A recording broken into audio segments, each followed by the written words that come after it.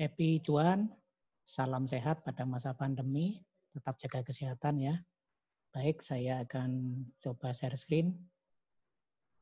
Ini saya akan melakukan video pembelajaran tentang analisa saham, metode bandarmologi pada edisi 20 November 2020 dengan last update data 19 November 2020. Baik, kita lihat apa yang terjadi di pasar. Sudah kita lihat ya, sudah terlihat di layar Bapak Ibu sekalian dan sobat investor. Baik, di hari kemarin ya ada koreksi ya. Ada koreksi kejadian bull run IHSG yang sudah terjadi selama 3 minggu terakhir. Itu adalah koreksi yang wajar. Demikian juga di indeks Amerika, di Dow Jones dan Nasdaq juga ada koreksi, dan tadi malam ya berikutnya IHSG-nya juga sama mengikuti.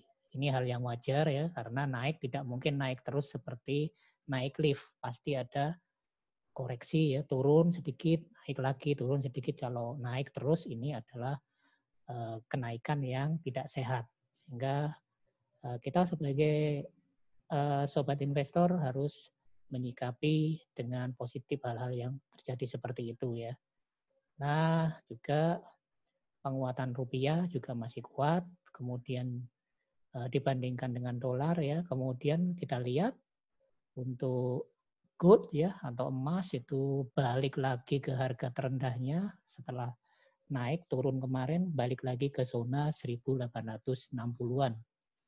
Artinya dolar menguat, tetapi dolar menguat hanya pada gold saja, terhadap mata uang lain yang kuat seperti di Asia, yuan, Cina, rupiah Indonesia, dan India rupee itu ternyata kalah. Kemudian rupiah juga menguat terhadap mata uang Eropa seperti euro, pound sterling Inggris, dan franc Swiss. Jadi kita lihat satu persatu untuk sahamnya. PT Timah sama ya, kemarin koreksi tapi koreksinya tidak terlalu besar ya, hanya turun sedikit tipis. Kalau kita lihat keadaan di market menunjukkan bahwa sentimen masih dikuasai oleh buyer. Kemudian emotikonnya juga masih berwarna hijau. Lalu volume perdagangan juga turun sedikit pada hari kemarin. Dan yang dominan adalah volume pembelian dibandingkan volume penjualan. Sehingga kalau di chart bisa kita lihat chartnya adalah chart turun ya, tetapi turunnya tipis, bodinya kecil sekali. Kalau kita lihat di sini sebenarnya ini adalah akumulasi yang dilakukan oleh bandar, tetapi harganya turun tipis. Jadi untuk PT Timah bisa di hold untuk jangka panjang ya. Sektor komoditi sudah perkasa ya, bergerak naik semuanya, hampir semua sektor komoditi bergerak naik. Sehingga apabila ada koreksi adalah sesuatu hal yang sangat wajar sekali. Lalu saham berikutnya Pewon, sektor properti. Nah, properti ini lagi merajai ya. Sektor properti salah satu sektor yang sangat dominan sekali di minggu-minggu di bulan November ini. Dan ini juga ditunjukkan salah satu yang mewakili properti adalah PT Pakuwon Jati. Ya, sektor satu perusahaan properti yang sangat besar di Indonesia ya, termasuk salah satu yang besar, memiliki banyak mall dan banyak perumahan-perumahan elit yang ada di Surabaya maupun Jakarta. Bisa kita lihat di sini, kalau kita lihat di marketnya, buyer menguasai. Kemudian volume perdagangan normal-normal saja. Lalu kalau kita lihat di sini indikator emoticon berwarna hijau. Dan kemarin seperti yang saya sampaikan ya di video saya sebelumnya, kapan tembus zona psikologis, dan kemarin tembus zona psikologis di area 500-an, dan kemarin ditutup menguat dengan harga di atas 500 di angka 505. Kemudian kalau kita lihat di situ untuk indikatornya, indikator bandar melakukan akumulasi. Sehingga untuk Pakuwon ini bisa di hold untuk jangka panjang karena masih di harga under value. Lalu bisa kita lihat di emiten berikutnya, Sido. Sido ini consumer good, tapi perusahaannya bergerak di bidang farmasi ya, di jamu tradisional. Sido anomali ya, jadi di saat IHSG indeksnya itu naik, Sido malah justru turun terus. Sebenarnya ini juga peluang ya. Jadi harus merubah mindset ya, ketika ada saham tapi baik ya, fundamentalnya baik, jangka panjangnya baik, ketika dia dalam kondisi downtrend, bukan kita takut ya, tapi malah harus dikoleksi pelan-pelan. Ya, sepanjang kita paham, kita tahu bahwa fundamentalnya memang bagus, seperti Sido ini, fundamentalnya sangat bagus sekali ya. Sehingga bisa bisa dikoleksi untuk jangka panjang. Ini kita lihat, seller menguasai, kemudian volume penjualan dominan dibandingkan volume perdagangan, kemudian volume perdagangannya dalam zona normal. Emotikonnya kita lihat berwarna merah ya. Kemudian kemarin ada sinyal untuk sell ya. Jadi ada arrow berwarna merah mengarah ke bawah, kemudian candlestick-nya juga candlestick berwarna merah. Kemudian ini apa? Nah, ternyata di Sido ada karena diakibatkan oleh bandar atau investornya meninggalkan emiten Sido. Lalu berikutnya Unilever. Unilever bisa kita lihat sektor consumer good yang lain sama ya, consumer good saja rupanya yang anomali ya, dalam zona downtrend ya. Bisa kita lihat di sini emotikonnya berwarna merah, kemudian seller dominan di pasar ya. Kemudian setelah, padahal sebelumnya sudah buyer ya, kemudian beberapa hari menjadi seller lagi yang menguasai pasar. Volume perdagangan tidak terlalu tinggi. Lalu kalau kita lihat volume perdagangan 50-50 antara pembelian dan penjualan. Nah, bisa kita lihat di sini di chartnya selalu berwarna merah. Dan kemarin ada titik ya, dot berwarna merah. Dan apa yang terjadi di sini ternyata distribusi yang dilakukan oleh bandar. Sama dengan Sido, Unilever adalah consumer good yang sangat prospek. Sehingga dalam keadaan yang seperti ini seharusnya dikolek. Dikolek ya, untuk jangka panjang juga. Lalu saham yang berikutnya BBNI, Bank BNI. Saya sengaja mengambilkan Bank BNI ya, salah satu bank yang BUMN yang belum pernah saya bahas. Coba saya bahas di sini. BNI sudah, emotikonnya perbankan positif semua ya, makanya BNI juga sama positif. BCA, BRI, kemudian Bank Mandiri semuanya positif.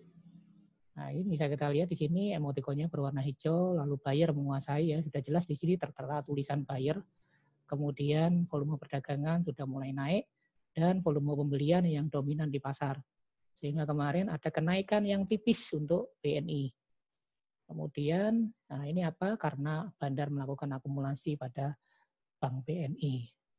Sehingga ketika ada pemulihan seperti ini, sektor bank, perbankan sangat semuanya naik ya, dan sangat prospek. Lalu yang berikutnya emiten dengan kode power, POWR ya, ini adalah mitra terbaik. Nah, sudah kita buktikan kemarin ya pada zona downtrend beberapa hari lalu, silakan diputar video saya di beberapa hari yang lalu. Ini di hari kemarin kenaikan yang cukup signifikan oleh power ya. Ini bisa dibuktikan dengan kenaikan volume perdagangan pada hari kemarin. Untuk power ini adalah mitra dari PLN yang membuat atau yang bertanggung jawab terhadap pembangkitan ya. Jadi pembangkitan listrik dan sebagainya itu ranahnya power. Ini bisa kita lihat emotikonnya berwarna hijau. Volume perdagangan naik drastis pada hari kemarin ya, tidak seperti hari-hari biasanya, dan ini ternyata volume pembelian yang dominan, sehingga candlestick-nya adalah candlestick yang hijau dengan ekor di atas sedikit. Nah, naiknya cukup tinggi ini. Kemudian bisa kita lihat di sini akibat karena bandar melakukan akumulasi terhadap saham power. Lalu yang berikutnya HMSP, ini sektor rokok ya. sebagai pesaing dari gudang garam AM Sampurna. Ini Anda lihat AM Sampurna kan turun terus ya, pada beberapa waktu yang lalu saya pernah membahas saham ini, turun terus-menerus dan sudah reversal pada beberapa hari ini ya. Bisa kita lihat buyer menguasai, kemudian juga emotikonnya berwarna hijau, dan bisa kita lihat di sini candlestick-nya adalah candlestick bullish ya. Bodinya cukup besar, naiknya cukup tinggi berarti kalau bodinya cukup besar. Dan bisa kita lihat karena kegiatan akumulasi yang dilakukan oleh bandar. Kemudian saham yang berikutnya yang saya bahas adalah Kimia Farma, KF, dengan kode KF ya. Ini salah satu sektor farmasi yang belum pernah saya bahas, makanya saya bahas di sini. Kimia Farma seperti kita ketahui dia ditunjuk oleh pemerintah selain Bio Farma dan Indofarma untuk menyediakan vaksin COVID-19 ya, yang kemarin diumumkan oleh Erick Thohir bahwa ditunda ya, ditunda untuk beberapa lama karena belum ada launch dari Badan POM ya. Badan POM tidak mau gegabah sehingga izin edarnya masih ada proses-proses lagi yang harus dilakukan, dan KF salah satunya ya. Ini juga pada kondisi yang kemarin dia pada candlestick-nya adalah candlestick bearish ya, turun.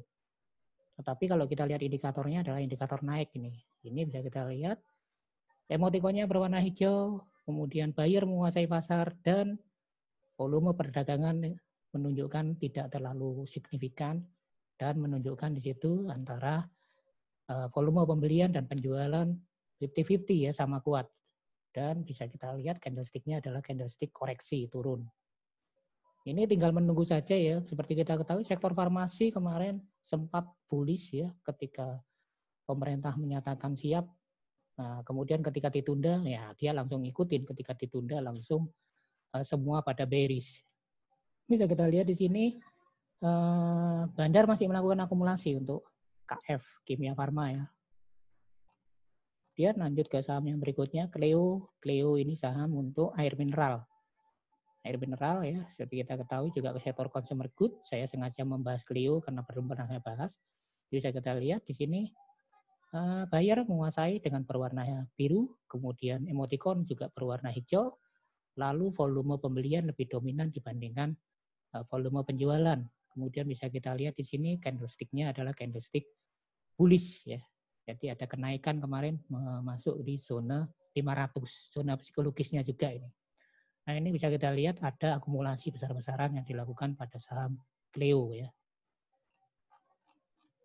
Demikian yang bisa saya bahas untuk hari ini. Semoga apa yang saya berikan bisa memberikan manfaat buat Bapak Ibu sekalian.